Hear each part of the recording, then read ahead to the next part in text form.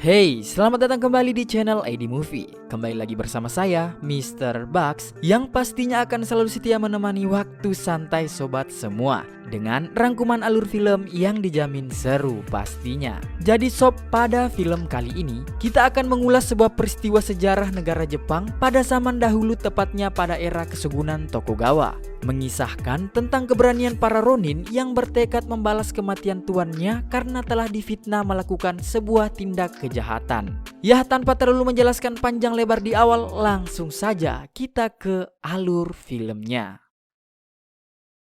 Mengetahui kisah 47 Ronin sama dengan mengetahui seluruh kisah Jepang. Di masa feodal kuno Jepang, tanah terselimutkan misteri dan larangan bagi orang asing. Menggambarkan betapa mengerikannya era ini karena banyak bermunculan penyihir dan juga iblis serta siluman. Pada era itu juga setiap provinsi bermusuhan, yang mana dari semua provinsi dipimpin oleh shogun secara mutlak. Perdamaian di dunia dijaga oleh samurai, sang ahli pedang yang bertugas melindungi tuan dan provinsi mereka dengan segala bentuk upaya. Jika seorang samurai kehilangan atau gagal menjaga tuannya, maka dia akan sangat malu pada semua rakyat Jepang, lalu menjadi seorang Ronin atau samurai tanpa tuan. Cerita bermula di sebuah provinsi bernama Ako. Dalam hutan, terlihatlah seorang bocah yang sedang berlari ketakutan dan tidak diketahui dari mana asalnya, serta bagaimana ia bisa sampai di Ako. Banyak yang percaya kalau dia dibesarkan oleh iblis hutan yang telah mengajarinya kekuatan gelap dan seni membunuh yang sangat kejam. Dengan luka goresan di kepalanya, anak tersebut tidak sadarkan diri hingga ditemukan oleh sekelompok samurai yang sedang berburu. Pria ini bernama Oishi, seorang samurai yang melayani klan Asuno. Saat ia hendak menghabisi anak itu, ia tiba-tiba dihentikan oleh penguasa provinsi Ako yang bernama Tuan Asano karena melihat ada sesuatu yang tidak biasa dari anak itu. Hingga akhirnya Tuan Asano berniat untuk merawatnya. Diketahui sob, anak ini bernama Kai. Dan mulai saat itu dia menjadi bagian dari wilayah Ako. Bahkan putri Tuan Asano yang bernama Mika selalu bermain bersamanya. Hingga kedekatan mereka ini kian memanas saat pihak perempuan memberikan ciuman pertamanya. Look. You keep it, Kai. Beberapa tahun kemudian, Kai yang telah tumbuh menjadi seorang pria dewasa terlihat sedang ikut dalam perburuan monster bersama kelompok samurai Ako. Setelah cukup lama mencari, mereka akhirnya menemukan monster incarannya dan terjadilah perburuan yang begitu menegangkan.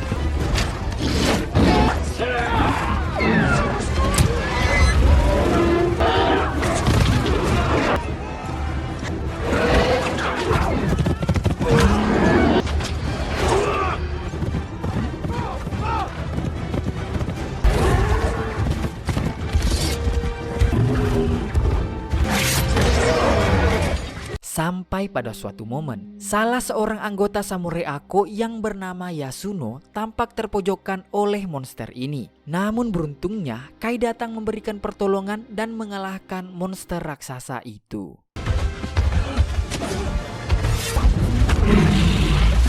Setelah diselamatkan, bukannya berterima kasih, Yasuno malah melontarkan kalimat buruk pada Kai. Dari sini kita mengetahui bahwa Kai tidak pernah diterima keberadaannya oleh semua anggota kelompok samurai Ako. Karena anggapan mereka yang selalu menganggap kalau Kai ini adalah darah campuran atau hanya sebatas orang asing saja. Dan lebih parahnya lagi sob, saat semua anggota kelompok samurai Ako dan Tuan Asano tiba di sana, Yasuno malah dengan pedenya mengakui kalau dirinya lah yang telah menumbangkan monster raksasa tersebut. Hingga mendapat pujian dari Tuan Asano. Yasuno. Namun di sini Oishi tampak menyadari bahwa yang membunuh monster itu bisa saja adalah Kai karena melihat lumuran darah di tangannya. Saat semua orang telah pergi, Kai mendapati seekor rubah putih yang tiba-tiba muncul dan merasakan suatu kejanggalan pada rubah tersebut. Sesampainya rombongan Tuan Asano di istana, mereka disambut secara bahagia oleh Mika yang telah tumbuh menjadi seorang wanita cantik.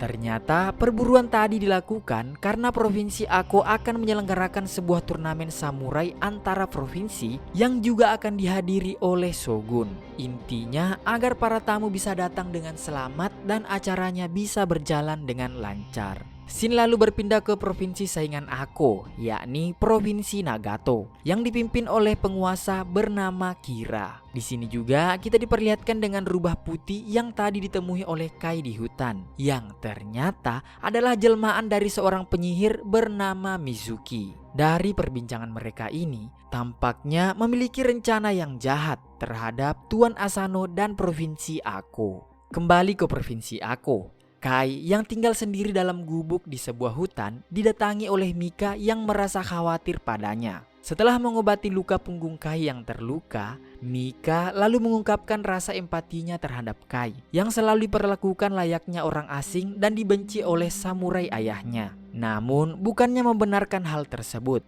Kai justru malah terus-terusan membela para samurai yang selalu menindasnya. Setelah perbincangan yang cukup singkat, pertemuan itu harus diakhiri dengan kurang menyenangkan, yang dimana sebenarnya dua sejoli ini saling mencintai, namun Kai yang merasa kalau hubungan itu tidak akan bisa berlanjut dikarenakan ia yang merasa berstatus sebagai orang asing dan sadar diri. Malam berikutnya, tibalah iringan dari Shogun Jepang yang merupakan penguasa dari semua provinsi. Ia bernama Shogun Tokugawa. Ibaratnya ya, dia itu seperti presiden kalau saat ini. Di saat acara sambutan sedang berlangsung, Kai tiba-tiba melihat seorang wanita yang mempunyai mata yang sama dengan rubah putih yang di hutan sebelumnya. Ia pun segera melaporkan hal ini kepada Oishi karena dirinya yakin bahwa wanita itu adalah penyihir. Namun bukannya percaya, Oishi malah berpikir bahwa si Kai ini hanya tergila-gila oleh wanita cantik di sana. Keesokan harinya, datanglah pasukan samurai Nagato yang dipimpin langsung oleh Tuan Kira. Dan tibalah kita di puncak acara, yang dimana akan mempertemukan masing-masing samurai handal dari Provinsi Ako melawan Nagato. Saat acara hiburan sedang berlangsung, Yasuno yang merupakan petarung perwakilan dari Provinsi Ako terlihat sedang bersiap di ruang ganti. Tak lama ia didatangi oleh Mizuki yang berwujud rubah putih. Sementara waktu pertarungan telah tiba. Perwakilan Nagato terlihat sudah masuk ke dalam arena, namun Yasuno masih belum juga terlihat. Kai yang merasa penasaran mendatangi tempat ganti Yasuno, namun yang ia dapati, usut punya usut sob. Ternyata Yasuno telah terkena sihir oleh Mizuki. Tentunya ini adalah berita buruk, sebab jika pihak mereka tidak segera mengirimkan samurainya, maka Provinsi Ako akan menanggung rasa malu. Sampai akhirnya, mau tak mau, Kai terpaksa harus turun ke arena untuk menggantikannya. Dengan mengenakan sebuah zirah, Kai masuk ke dalam arena yang membuat semua orang mengira kalau dirinya itu adalah Yasuno. Dan disinilah Kai harus berhadapan dengan seorang samurai yang postur tubuhnya tampak membagongkan. Pertarungan pun dimulai.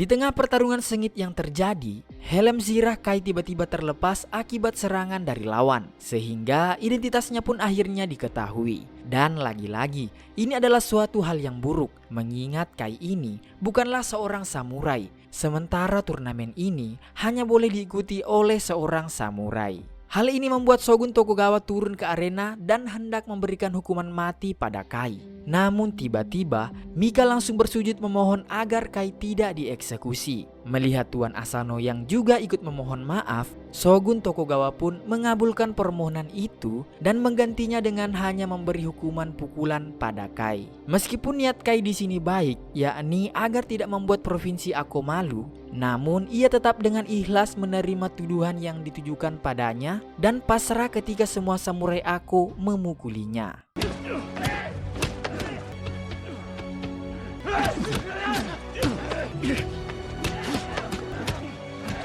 Atas kejadian yang terjadi, hal ini tetap membuat nama baik provinsi Ako terutama Tuan Asano tercengang. Tak ingin membuang kesempatan, Mitsuki dan Kira kemudian memanfaatkan pikiran Asano yang sedang kacau itu untuk kejahatannya. Dengan kembali menggunakan ilmu sihirnya, Mitsuki masuk ke dalam kamar Tuan Asano dan memberinya sebuah sihir hingga tak sadar diri. Di alam bawah sadarnya, dia berusaha menyelamatkan Mika yang sedang diperkeos oleh Kira. Padahal kenyataannya, dia sedang berusaha membunuh Kira yang sedang tertidur. Dan terjadilah kegegeran di malam itu. Atas kejadian itu, Shogun memberikan hukuman mati kepada Asano dengan cara seppuku, yakni mati dengan cara terhormat menggunakan tangannya sendiri. Oishi sebagai samurai setia dari Tuan Asano merasa bahwa tuannya telah terkena sihir sehingga melakukan hal tersebut. Tetapi Tuan Asano menyatakan bahwa dirinya siap dihukum atas kesalahannya demi membersihkan nama baik provinsi Ako serta semua pengikutnya. Ia pun berpesan pada Oishi untuk melindungi Mika dan provinsi Ako dari para musuh. Hingga tibalah hari di mana Tuan Asano melakukan seppuku tepat di hadapan Shogun Tokugawa.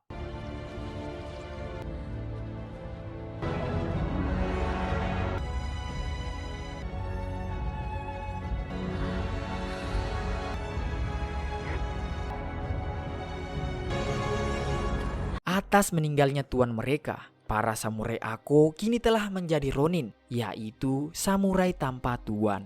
Merasa tidak terima dengan kematian tuan mereka, Oishi dan para samurai Ako bertekad untuk balas dendam. Tetapi tidak sekarang, karena jika mereka melakukannya hari itu juga, maka sudah dipastikan mereka akan kalah. Dan lebih parahnya lagi, bisa menyebabkan warga Ako akan dibantai sampai habis. Sebelum pulang, Shogun lalu memberikan beberapa keputusan kepada para samurai Ako, yakni mereka dilarang untuk membalaskan dendam atas kematian Tuan Asano. Sementara Mika akan diberi waktu 1 tahun untuk berkabung. Selepas itu, secara mengejutkan, dia akan dinikahi oleh Kira sebagai bentuk persatuan 2 provinsi, yang dimana Kira akan menjadi penguasanya. Setelah rombongan Shogun pergi, Kira lalu memberikan keputusan yang lebih kejam kepada para ronin, di mana mereka semua akan diusir dari tanah mereka, sedangkan yang ngotot menetap akan diburu dan dihukum mati. Dan parahnya lagi sob, Oishi lalu dilemparkan ke dalam lubang karena Kira ingin menghancurkan tekad Oishi sebagai ancaman terbesarnya. Beberapa bulan kemudian, Oishi dibebaskan dan dibuang ke sebuah desa. Disinilah dia bertemu dengan anaknya yang bernama Chikara, lalu mendapatkan beberapa informasi bahwa para ronin sudah meninggalkan provinsi Ako. Begitu pula dengan Kai yang sudah dijual sebagai budak di Pulau Belanda. Sedangkan Mika akan segera dinikahi oleh Kira karena waktu berkabungnya sudah hampir habis. Mendengar itu, tentunya Oishi tidak ingin hal ini terjadi. Ditambah lagi, dia juga ingin membalaskan dendam atas kematian Tuan Asano yang dianggapnya janggal. Ia lalu memerintahkan Chikara untuk mengumpulkan para ronin Ako yang sudah terpecah belah. Sedangkan Oishi sendiri akan datang ke Pulau Belanda. Sesampainya di Pulau Belanda, dia mendapati Kai yang sedang bertarung melawan manusia yang seperti monster.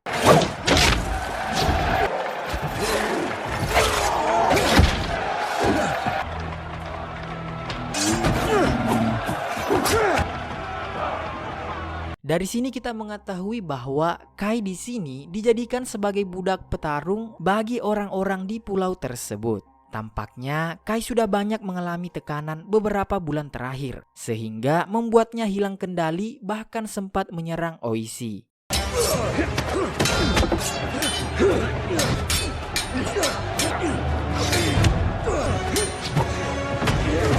Disitulah Oishi bisa menyadarkannya dan memberitahukan bahwa Mika serta provinsi Ako sedang membutuhkan pertolongannya. Seketika mereka langsung berusaha kabur dari tempat itu.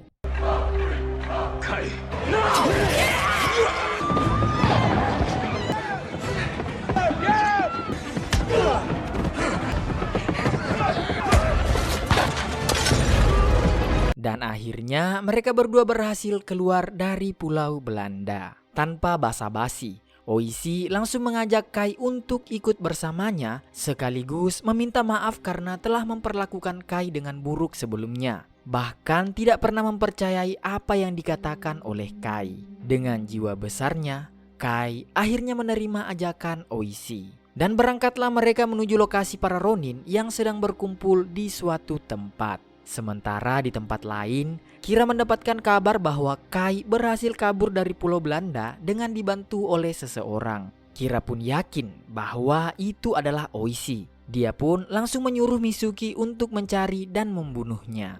Sesampainya Oishi di sebuah danau, tempat di mana ia dan para Ronin Ako akan menyusun rencana. Yasuno yang melihat keberadaan Kai di sana merasa tidak terima dan hendak untuk menghajar Kai. Karena ia masih menganggap kalau Kai ini bukanlah seorang samurai dan bukan bagian dari mereka. Beruntung ada Oishi yang langsung melerai amarah Yasuno. Dalam perencanaan mereka, serangan akan dilancarkan saat Kira sedang berdoa di sebuah kuil. Maka dari itu, diutuslah seorang Ronin bernama Isogai untuk mencari informasi kapan Kira akan pergi ke kuil. Kemudian, dua orang bernama Chuzaemon dan Okuda diminta untuk mengumpulkan para Ronin yang lain. Karena para Ronin di sana saat ini sudah tidak memiliki pedang lagi, maka Oishi akan memimpin sisanya untuk mencari pedang di Uetsu, yakni desa para pembuat pedang. Namun sesampainya di Uetsu, alangkah terkejutnya mereka saat mengetahui bahwa ternyata desa itu sudah dijajah oleh prajurit Kira.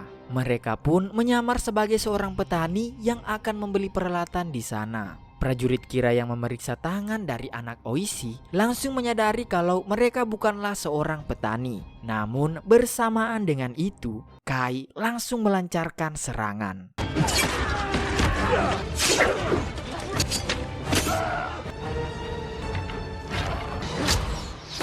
Setelah berhasil menumbangkan beberapa prajurit musuh sendirian, para Ronin cukup dibuat tercengang melihat skill bertarungnya. Ia pun meminta mereka semua agar mengambil persenjataan milik prajurit tersebut. Di sisi lain, Isogai terlihat telah sampai di sebuah rumah bordil, tempat di mana ia akan mengumpulkan informasi. Tetapi dia malah bertemu dengan Mitsugi yang menyamar sebagai wanita penghibur. Dengan kekuatan sihirnya, sepertinya akan terjadi sesuatu hal yang buruk. Merasa pedang yang dimiliki masih jauh dari kata cukup, Kai lalu menawarkan sebuah penawaran yang cukup menantang, yaitu pergi ke hutan Tengu, tempat di mana Kai dirawat oleh para makhluk misterius yang dianggap iblis oleh orang-orang. Disinilah Kai menceritakan sedikit kisah masa lalunya saat dia masih berada di hutan tersebut, di mana makhluk-makhluk itu merupakan sosok lain dengan kekuatan ajaib yang menganggap hidup ini adalah kematian. Melihat keseriusan dari Kai, Oishi pun sepakat untuk pergi ke sana. Setibanya di hutan iblis, terlihat beberapa roh yang berkeliaran. Sebelum masuk ke dalam, Yosuna dan para Ronin lainnya diperintahkan untuk tetap tinggal di luar.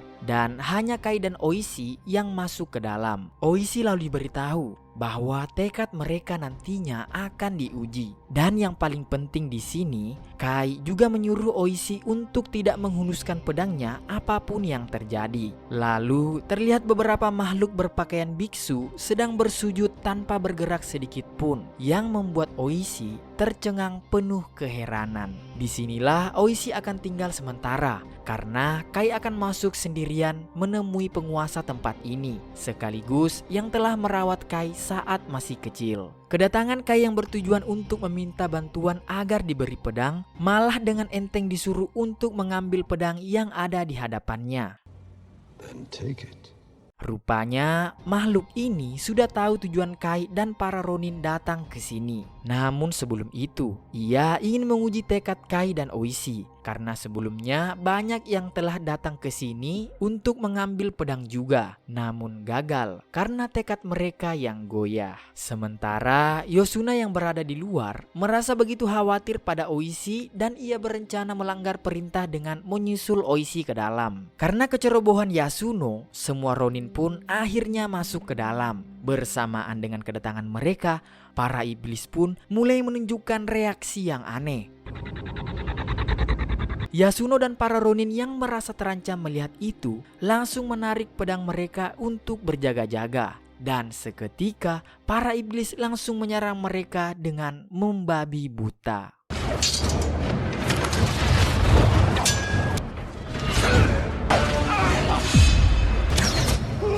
Beberapa Ronin pun terbantai di sana, sementara Oishi terlihat terus menahan dirinya agar tidak menghunuskan pedangnya. Dan ia juga terus-terusan mendapatkan sebuah bisikan untuk menarik pedangnya. Draw your sword, Oishi.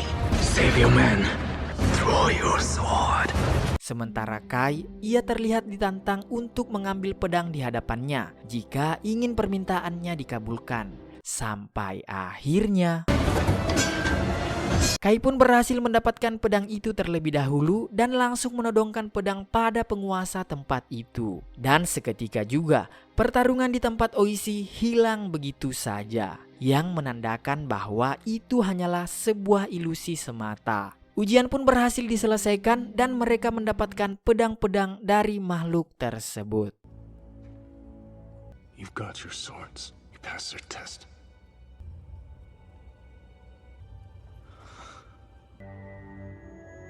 Ya, bisa dibilang ini adalah pedang yang spesial ya, selagi digunakan oleh orang yang tepat. On what?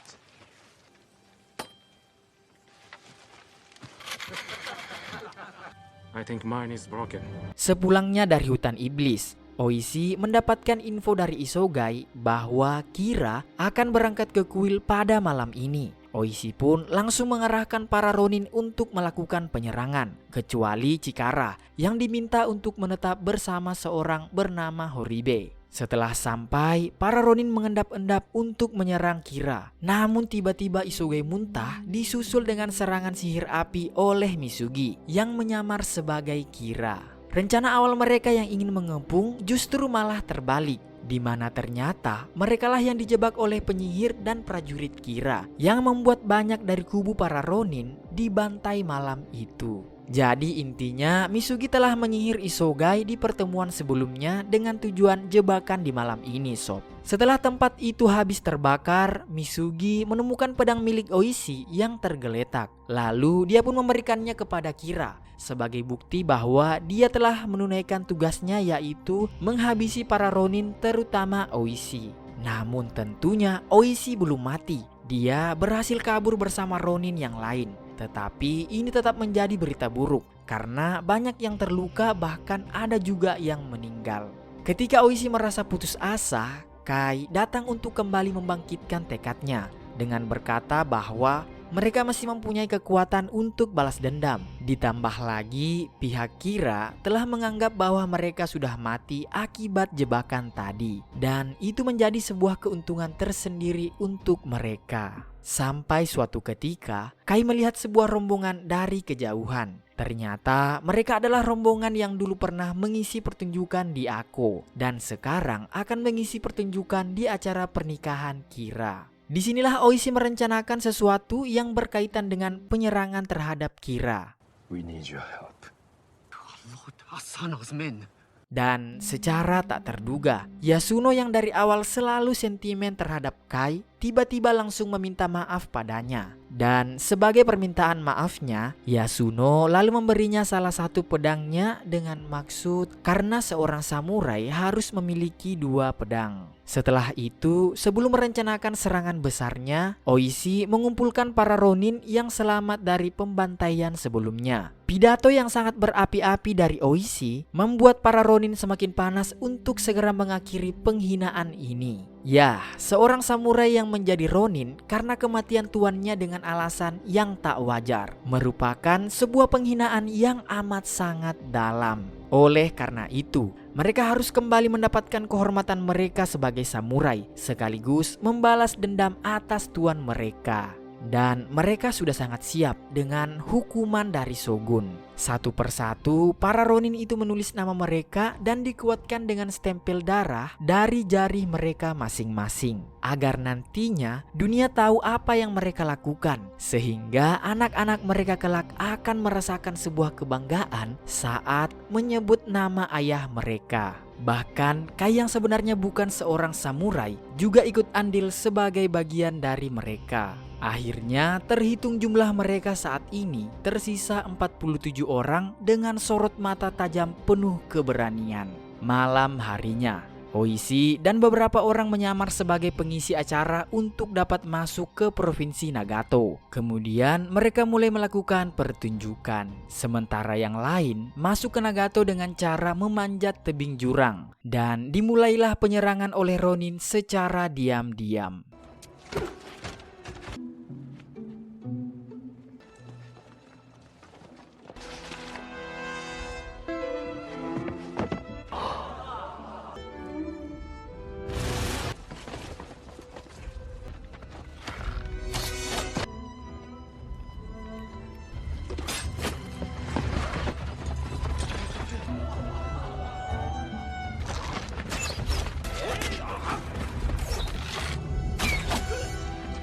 Namun sangat disayangkan, Oishi yang mempunyai kesempatan untuk membunuh Kira malah terpanah oleh seorang penjaga yang menyadari aksinya. Setelah itu, Kira dan Mika dilindungi oleh para prajurit menuju tempat yang aman. Di sisi lain, peperangan hebat terjadi antara 47 Ronin melawan sekitar 1000 pasukan Nagato. Samurai handal dari Nagato dapat dengan mudah dikalahkan dengan sebuah ledakan bom. Mika yang tengah dibawa lari oleh Kira melakukan penyerangan kepadanya agar bisa lari darinya. Setelah berhasil meloloskan diri, dia pun bertemu dengan Kai, kekasih hatinya. Sementara itu, Oishi seorang diri mencari keberadaan Kira karena dengan tangannya sendirilah dia harus mengalahkan Kira sebagai kepala samurai provinsi Ako saat ini.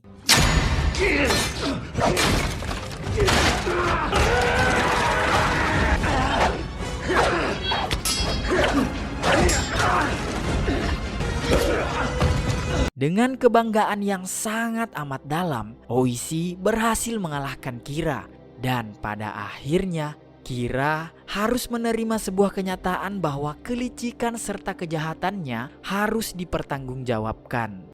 Dan di saat yang sama, Kai masih harus menghadapi siluman rubah yang saat ini malah menjelma menjadi naga putih.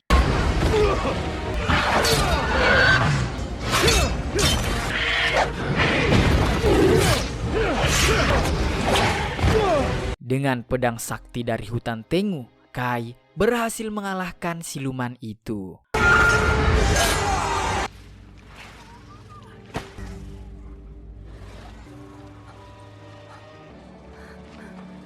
Pertempuran sengit yang masih berlangsung seketika berhenti tatkala Oishi muncul di hadapan mereka dengan kepala Kira di tangannya, yang menandakan bahwa kemenangan telah berada di pihak para Ronin.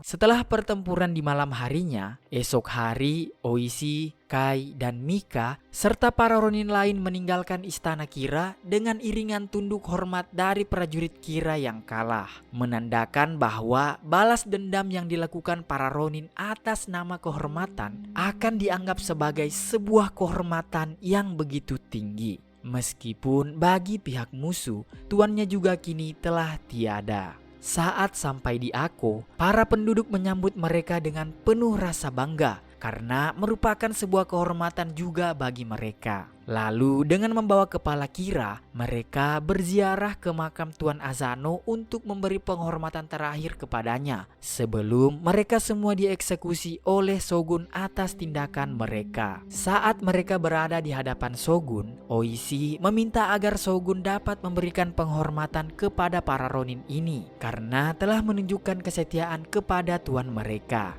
Ya, Shogun Tsunayoshi Tokugawa memang selalu menekankan pentingnya arti kesetiaan di kalangan para samurainya. Sehingga melihat perjuangan Oishi dan anak buahnya membuat beliau memuji mereka dan bahkan seharusnya nyawa mereka diampuni. Namun dari segi hukum, selain telah melanggar perintah Shogun, perbuatan para ronin ini tetap merupakan kejahatan yang harus menerima hukuman mati, layaknya penjahat biasa. Karena di sisi lain, Shogun Tokugawa juga merasa khawatir akan pecahnya pemberontakan akibat pemberian perlakuan khusus terhadap para ronin dengan mengabaikan hukuman yang ada. Keputusan terakhir dari Shogun adalah memerintahkan mereka semua mati dengan cara terhormat sebagai samurai yang penuh kehormatan, yaitu seppuku, yang akan dilaksanakan keesokan harinya. Malam hari sebelum kematiannya, setelah ziarah ke makam Tuan Asano bersama Oishi, Kai menikmati waktu bersama Mika, menyalurkan perasaan yang amat sangat dalam sebagai dua insan yang saling mencintai.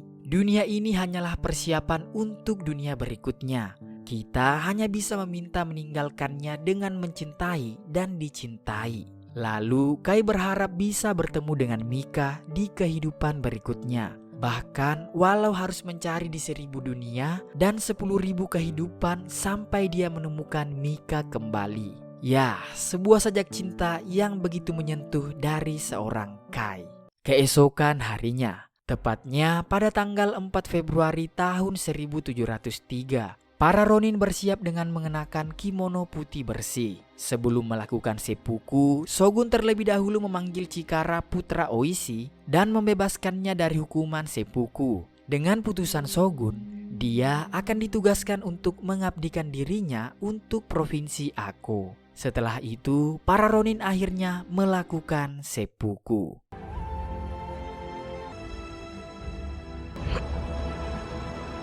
Diiringi dengan tangis sedih para kekasih, keluarga, dan seluruh warga Ako. Bahkan sebagian penduduk Jepang yang mengapresiasi kesetiaan dan keberanian mereka. Film pun berakhir.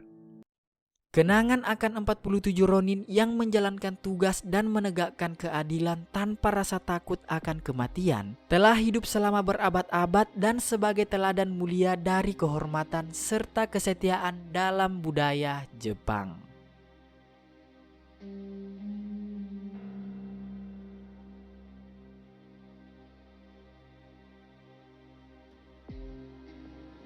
Ya, itulah tadi alur cerita dari film 47 Ronin. Semoga alur film yang saya bawakan tadi dapat menghibur sobat semua. Pesan dari film ini ialah orang yang berani akan bangkit lagi ketika dirinya terjatuh. Sedangkan orang yang penakut akan terus rebah dan tak bangkit lagi. Saya Mr. Bugs pamit undur diri. Sampai ketemu di alur cerita film selanjutnya. Arigatou gozaimasu.